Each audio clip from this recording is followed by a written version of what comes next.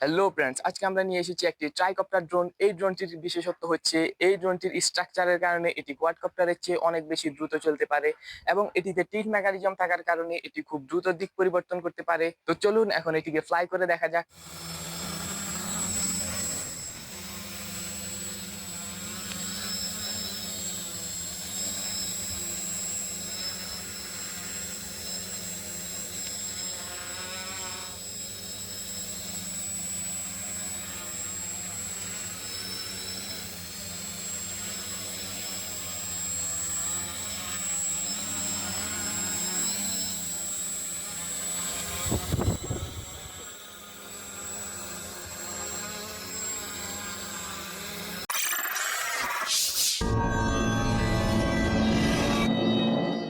তো ট্রাইকপ্টার তৈরি করার জন্য আমরা নিয়েছি 3 পিস 1400 কেবি বিএলডিসি মোটর এবং 40 এম্পিয়ার ব্রাশলেস সিএসসি।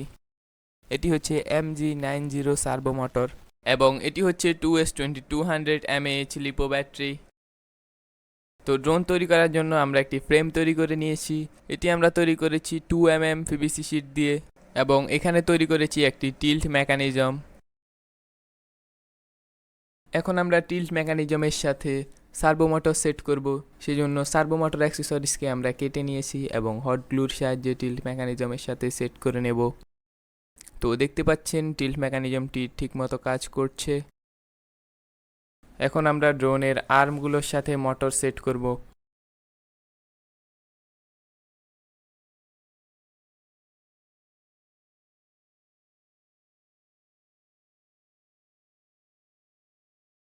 এখন আমরা মোটরের সাথে ইএসসিগুলোকে কানেক্ট করে নেব। তো আপনারা আগে থেকেই মোটরগুলোর ডিরেকশান চেক করে নেবেন। এখানে ফ্রন্টের রাইট সাইডে যে মোটরটি সেটি অ্যান্টি ক্লকওয়াইজ ঘুরবে, তো সেজন্য আমি কানেক্টরগুলোকে চেঞ্জ করে নিয়েছি।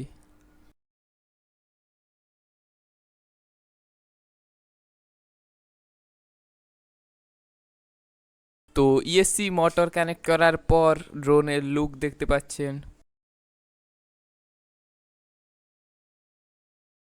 এখন আমরা পাওয়ার ডিস্ট্রিবিউশন বোর্ড তৈরি করব। সেজন্য আমরা একটি সার্কিট বোর্ডকে দুটি ভাগে ভাগ করে নিয়েছি। এক সাইডে আমরা পজিটিভ ওয়্যারগুলোকে কানেক্ট করব এবং অন্য পাশে আমরা গ্রাউন্ড ওয়্যারগুলোকে কানেক্ট করব।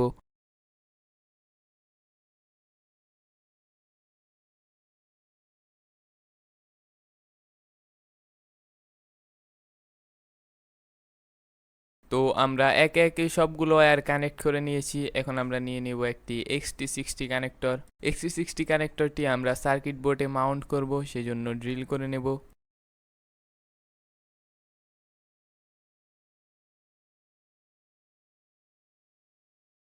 তো দেখতে পাচ্ছেন আমরা XT60 কানেক্টরটিকে কানেক্ট করে নিয়েছি। এখন কানেক্টরটিকে ফ্রেমের নিচের দিক দিয়ে বের করে নেব। তো গাইস, ড্রোনে প্রবলেম হয়েছিল এখানেই। আমরা যখন ফ্লাইট কন্ট্রোলার এবং ব্যাটারি কানেক্ট করে মোটরগুলো অন করি তখন ফ্রেমটি অনেক বেশি ইলাস্টিক হওয়ার কারণে মোটরগুলো অনেক ভাইব্রেট করছিল এবং আমরা টিল্ট মেকানিজমের সাথে যে সার্ভো মোটরটি ইউজ করেছি সেটি অনেক বেশি ভাইব্রেট করছিল, যার কারণে মোটরটি এক জায়গায় স্টেবল থাকছিল না। তো সেজন্য আমরা ঠিক করেছি এখানে একটি সার্ভোর পরিবর্তে আমরা দুইটি সার্ভো মোটর ইউজ করব এবং ফ্রেমটিকেই চেঞ্জ করে নেব। তো এটি হচ্ছে আমাদের সেই নতুন ফ্রেম, যেটি আমরা 5 mm পিভিসি শিট দিয়ে তৈরি করেছি। তো এটিতে আমরা বেশিরভাগ জিনিসই স্ক্রুর সাহায্যে কানেক্ট করেছি। তো এটি হচ্ছে টিল্ট মেকানিজম। আর ট্রাইকপ্টার তৈরিতে সবচেয়ে চ্যালেঞ্জিং ব্যাপার হচ্ছে এই টিল্ট মেকানিজম তৈরি করা। তো এই টিল্ট মেকানিজমটি তৈরি করতে আমি ব্যবহার করেছি 4 পিস হাইপারবোলা শেপের পিভিসি শিট। এটি হচ্ছে পিছনের আর্ম, এটিতে সার্ভো লাগানোর জন্য আমি কেটে নিয়েছি। তো চলুন এখন ফ্রেমটিকে অ্যাসেম্বল করা যাক। এখানে আমি ফ্রেমটিকে ফোল্ডেবল করব, সেজন্য এটিতে নাট বোল্ট ইউজ করছি। ফোল্ডেবল তৈরি করলে সুবিধা হচ্ছে আপনারা এটিকে যে কোনো জায়গায় ক্যারি করতে পারবেন এবং এটি যখন ক্র্যাশ করবে তখন এটি ফোল্ড হয়ে যাবে, যার ফলে আর্মগুলোর উপরে লোড কম পড়বে।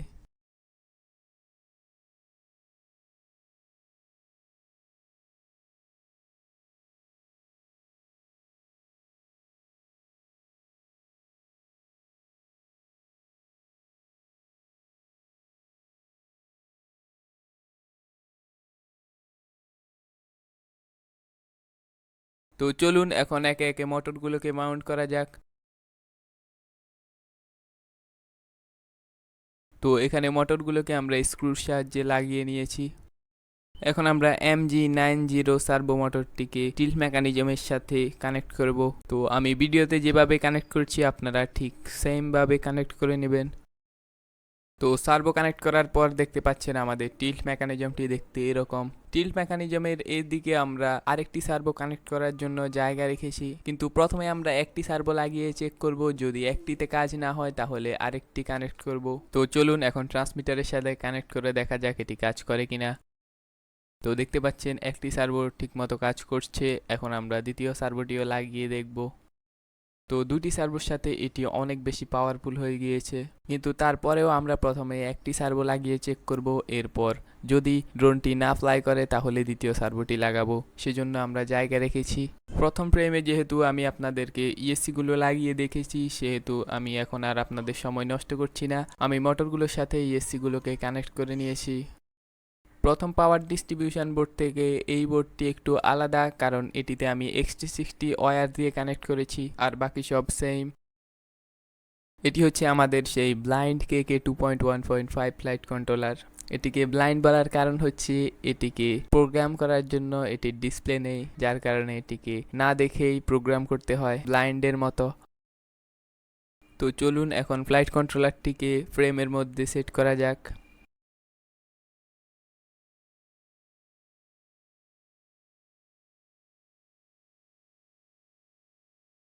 তো ফ্লাইট কন্ট্রোলারটিকে আমরা সেট করে নিয়েছি। এখন আমরা এটির ওয়্যার কানেকশন করব।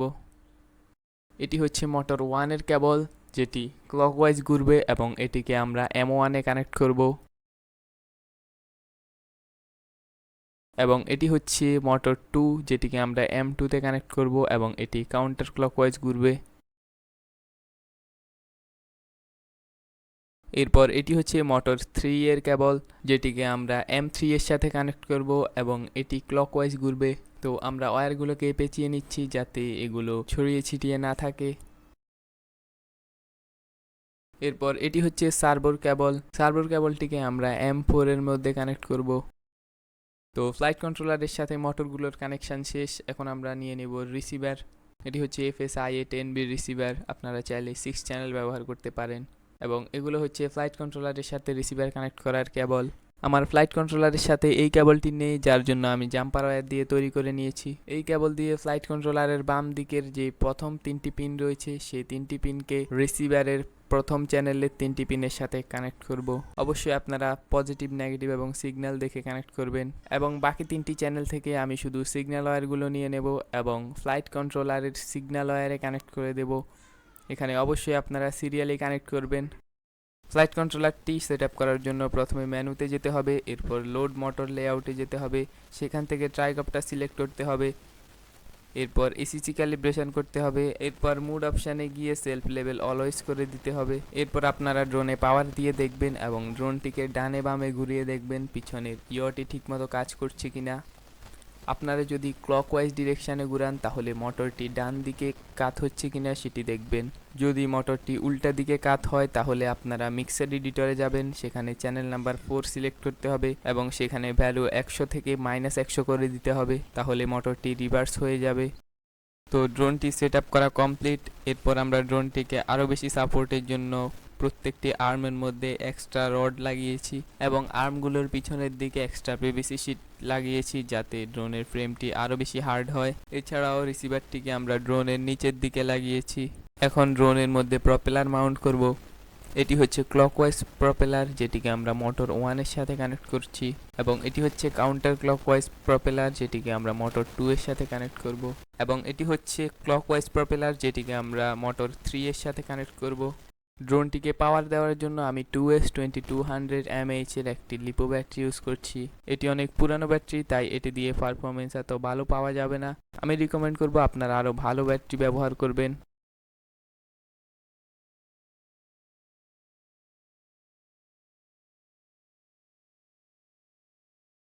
ড্রোনটিকে ক্যারি করার জন্য আপনারা এভাবে এটিকে ফোল্ড করে রাখতে পারবেন। তো চলুন এখন ড্রোনটিকে ফ্লাই করার জন্য নিয়ে যাওয়া যাক।